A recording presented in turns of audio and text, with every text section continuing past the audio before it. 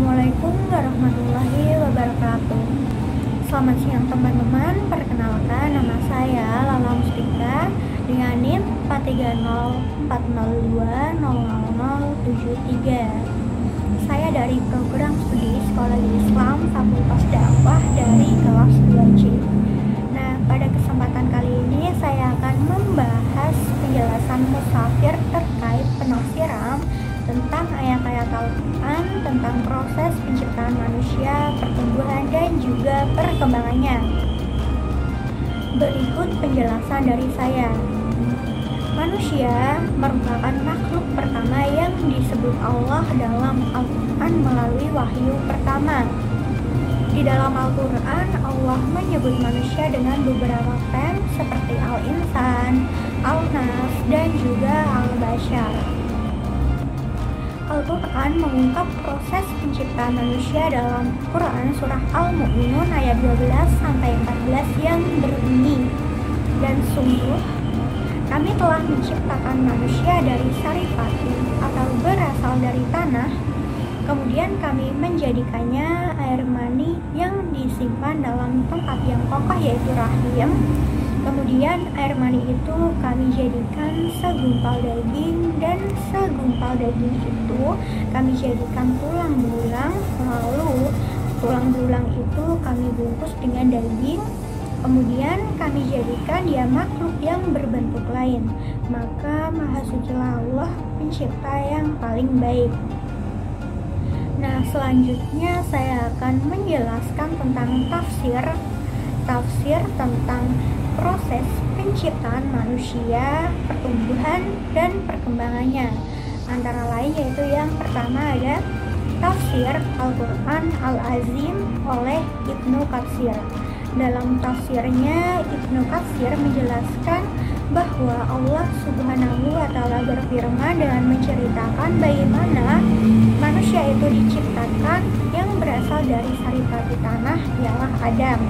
Kemudian keturunannya diciptakan dari air mani yang tersimpan di tempat yang kokoh, ialah rahim ibunya yang memang tersedia untuk itu, dan setelah melewati suatu masa tertentu dijadikanlah air mani itu segumpal darah, kemudian segumpal darah itu menjadi segumpal daging, dan dari segumpal daging itu terciptalah tulang-tulang yang berbentuk kepala, tangan, dan kaki.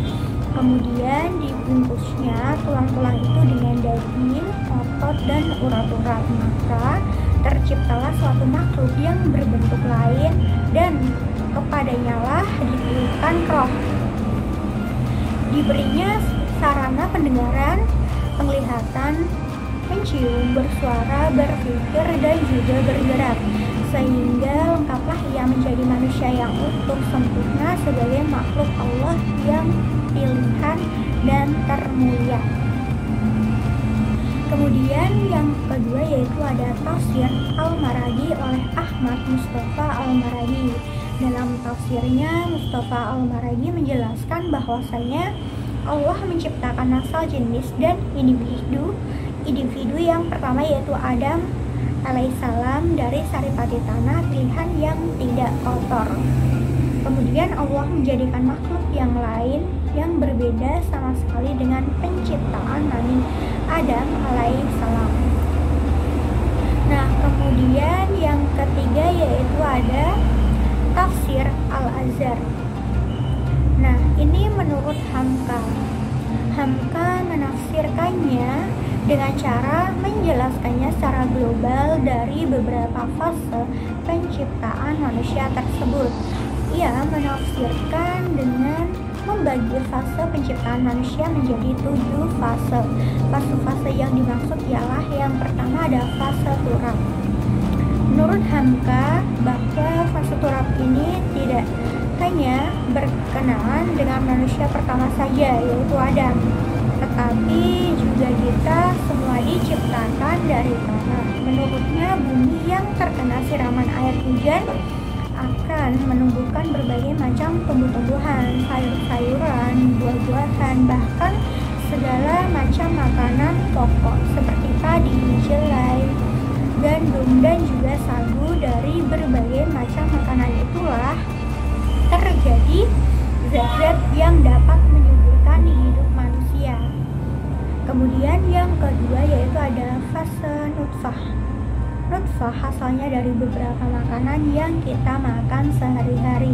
Penjelasannya, nutfah adalah perpaduan mani laki-laki dan mani perempuan yang ada dalam rahim. Kemudian yang ketiga yaitu ada fase alaqah. Hamka mengartikan tem alaqah ini dengan segumpal darah. Lebih lanjut, ia mengatakan bahwa proses terjadinya nutfah berada di rahim wanita selama 40 hari lamanya. Kemudian yang keempat yaitu ada fase mudghah. Yaitu fase ini berarti segumpal daging. Yang kelima ada fase tif, yaitu masa bayi. Yang keenam ada fase dewasa atau asuda, yaitu untuk menjadi seorang dewasa juga melalui proses yang beransur-ansur. Kemudian yang terakhir yaitu ada fase pikun, adalah fase yang paling akhir yang harus dilalui manusia yang Allah panjangkan umurnya. Nah, kemudian yang terakhir ada tafsir al-misbah.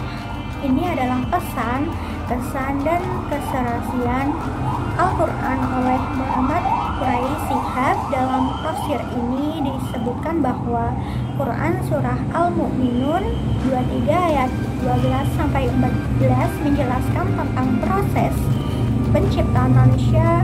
Uraian proses tersebut yang demikian mengagumkan membuktikan perlunya beriman dan tunduk kepada Allah Sang Pencipta, serta keharusan mengikuti jejak orang mukmin yang disebut pada kelompok ayat-ayat sebelumnya. Jadi kesimpulannya dari 3 tafsir tersebut, proses penciptaan manusia, pertumbuhan, dan perkembangannya, bahwa manusia diciptakan oleh Allah dari intisari atau sarif dari tanah ialah Adam. Kemudian keturunannya dari air mani yang tersimpan kokoh di rahim seorang perempuan. Setelah melewati suatu masa tertentu, dijadikanlah air mani itu segumpal darah, kemudian menjadi segumpal daging.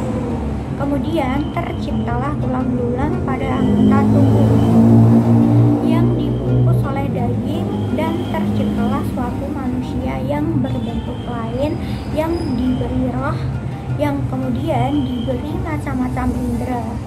Setelah itu dia di dalam kandungan selama 9 bulan lamanya ia akan lahir menjadi manusia yang utuh sempurna sebagai makhluk Allah. Cukup sekian dari saya. Mohon maaf apabila ada kesalahan kata. Terima kasih. Wassalamualaikum warahmatullahi wabarakatuh.